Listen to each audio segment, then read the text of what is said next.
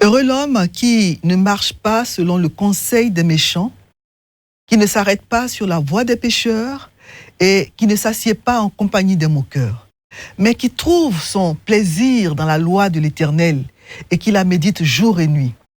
C'est par ces paroles tirées du psaume 1, les versets 1 à 2, que je vous souhaite la bienvenue à l'émission quotidienne La Méditation. Bienvenue dans le beau mois de juillet. Nous amorçons ainsi, avec notre entrée dans le mois de juillet, le deuxième semestre de l'année. Que le Seigneur nous conduise et nous accompagne chaque jour jusqu'à la fin de cette année 2026 et même au-delà. Alors, le lecteur de la Bible, qui est le guide de méditation édité par la Ligue pour la lecture de la Bible, nous propose comme texte de méditation pour le mercredi 1er juillet 2026, 2 Samuel 15, versets 1 à 18. 2 Samuel 15, versets 1 à 18, et nous allons prier avant de lire le texte du jour. Seigneur, nous te disons merci. Nous te disons merci de nous permettre de proclamer ta parole sur Espérance TV. Père, nous avons faim de toi. Nous avons soif de t'entendre, Éternel. Nous prions que ta parole nous désaltère telle une eau pure. Bénis ce moment. Parle à chacun de nous. Et Seigneur, que ta parole puisse faire du bien à tous ceux qui l'entendent au nom de Jésus. Amen. 2 Samuel chapitre 15, versets 1 à 18, c'est le texte que le lecteur nous propose pour le mercredi 1er juillet 2026. 2 Samuel 15, versets 1 à 18, et je lis le texte dans la version Louis II. Après cela, Absalom se procura un char et des chevaux et 50 hommes qui couraient devant lui. Il se levait de bon matin et se tenait au bord du chemin de la porte.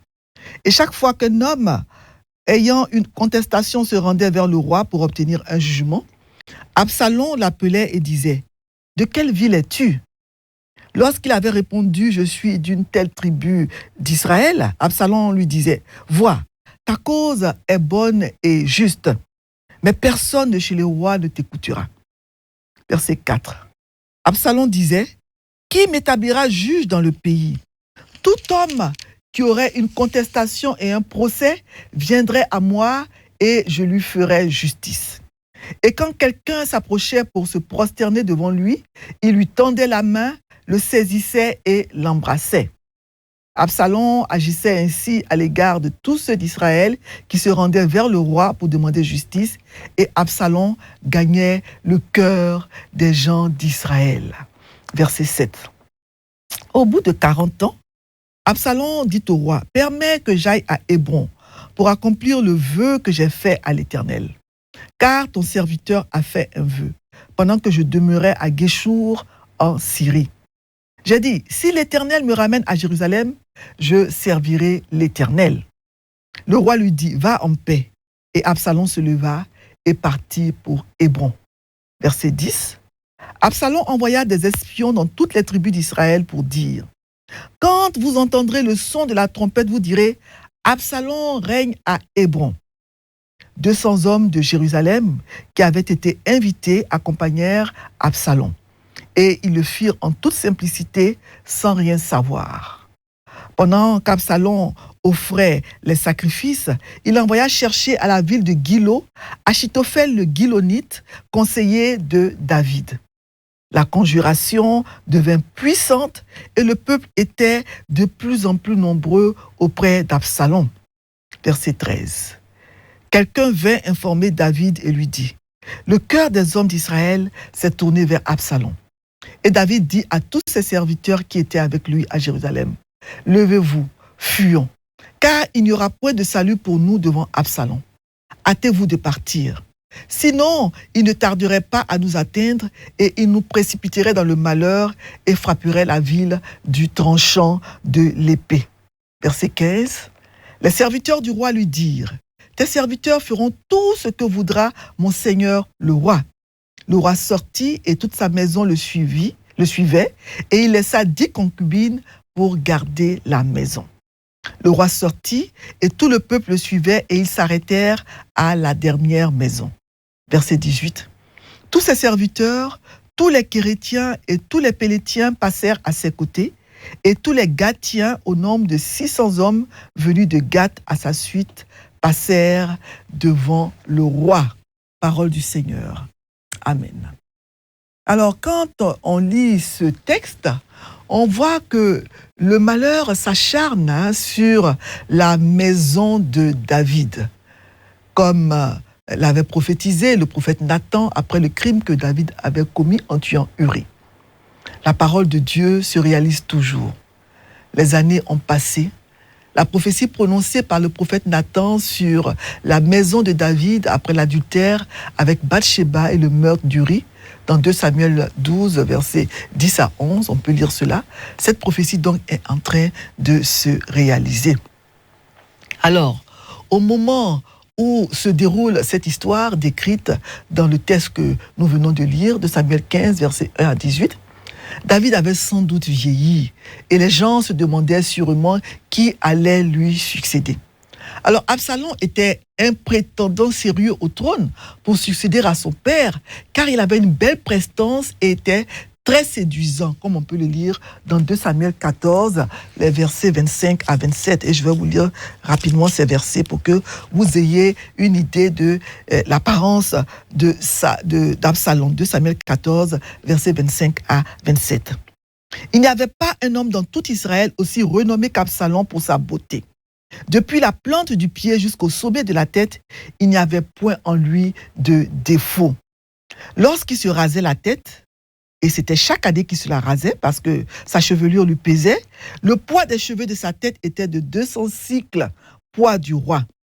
Il naquit à Absalom 3 fils et une fille nommée Tamar, qui était une femme belle de figure. Voilà.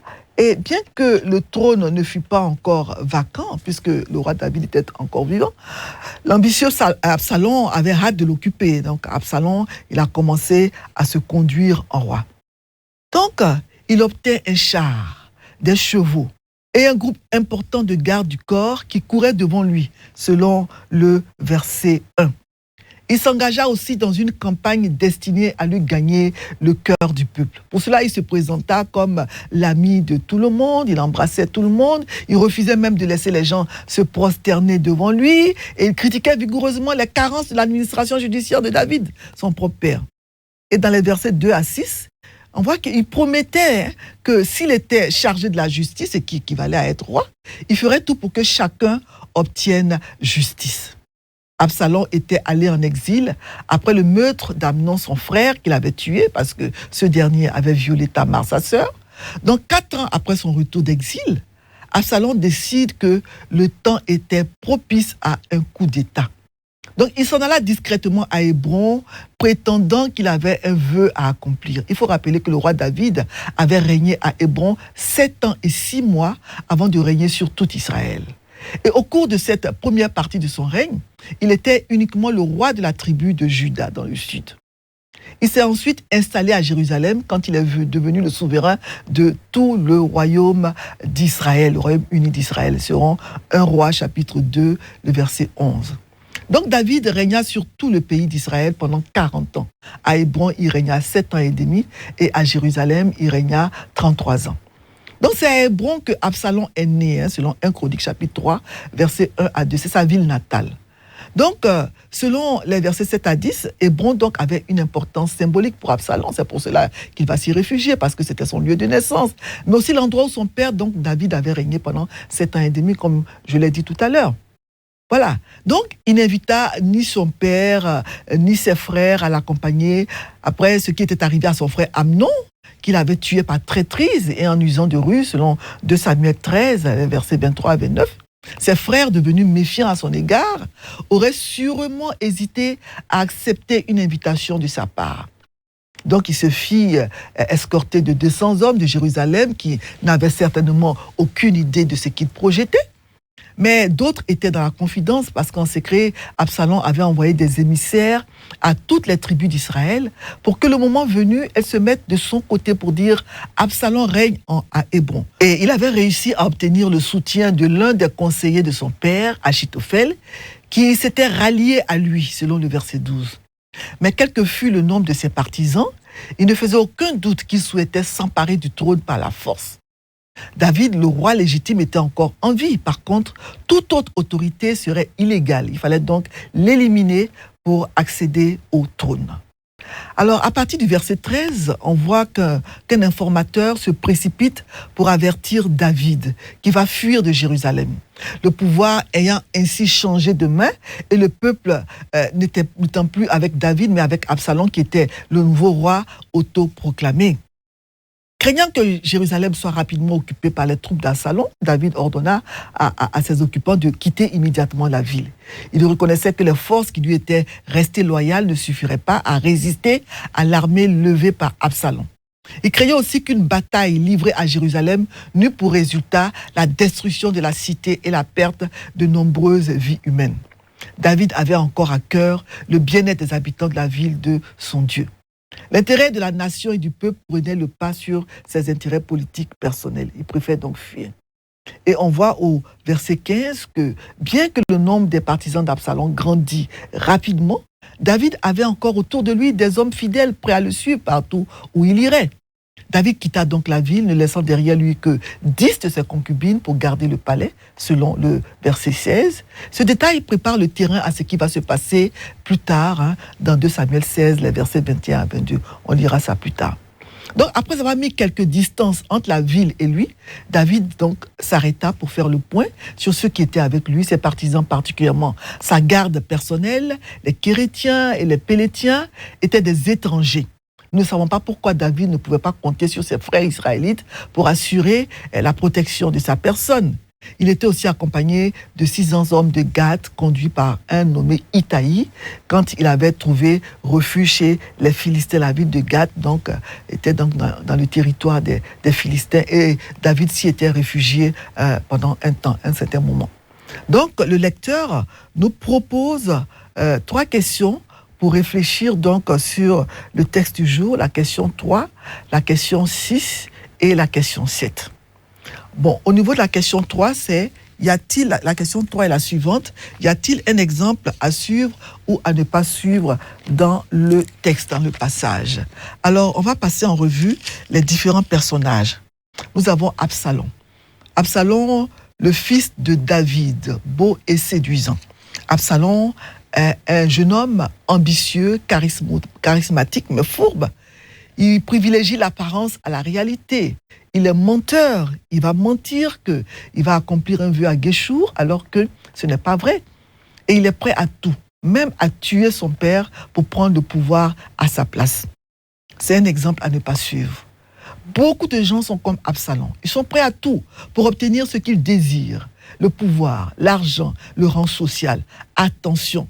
C'est vrai que il y en a qui disent, les gens disent que la fin justifie les moyens, mais quand on est chrétien, on ne doit pas utiliser de faux moyens pour atteindre ses objectifs. Donc les âmes d'Absalom, le prétentieux, l'ambitieux, le fourbe, le menteur, est un exemple à ne pas suivre. Nous avons aussi l'exemple de David. David, c'est un roi qui est brisé mais soumis, confronté aux conséquences de ses actes, faisant preuve d'une profonde douleur et d'un leadership fort sous la pression. Donc, au lieu de combattre à Jérusalem, David choisit de fuir pour éviter un bain de sang, selon le verset 14. Ce moment témoigne de la soumission de David à la volonté de Dieu, même dans la souffrance. C'est un exemple à ne pas suivre. Un exemple à suivre plutôt. Il ne veut pas combattre contre son propre fils. C'est aussi un exemple d'amour paternel. Voilà. Parce qu'il sait que tout ce qui lui arrive est la conséquence de son péché et la réalisation de la prophétie que Nathan, le prophète, avait prononcée quand il a tué Uri, quand il a couché avec Bathsheba. Et David donc se soumet et il préfère fuir au lieu de combattre son propre fils. Voilà. Alors, l'exemple des serviteurs, qui sont loyaux à David. C'est un exemple à suivre. Voilà, les serviteurs de David, ils sont prêts à le suivre, à l'accompagner, à aller avec lui. Ce sont donc des gens qui sont loyaux et c'est vraiment un exemple de fidélité, de loyauté qui est à suivre. Ces serviteurs obéissent à David. Ils disent à David, tes serviteurs feront tout ce que voudra mon Seigneur le roi. Et la question 6 est la suivante. Est-ce qu'il y a un avertissement dans le texte? Voilà, le roi David avait été toute sa vie un homme de guerre qui avait beaucoup lutté. Et il était enfin parvenu à la royauté après des années de souffrance, de lutte, d'exil. Il était maintenant avancé en âge et devait à cette période-ci de sa vie jouir en paix de la royauté. Mais il se retrouve encore dans ce passage, dans une situation où il est obligé de fuir, de repartir encore en exil, parce que son propre fils veut lui ravir le pouvoir. Tout ça est la conséquence de son péché avec Bathsheba et le meurtre d'Uri, son mari.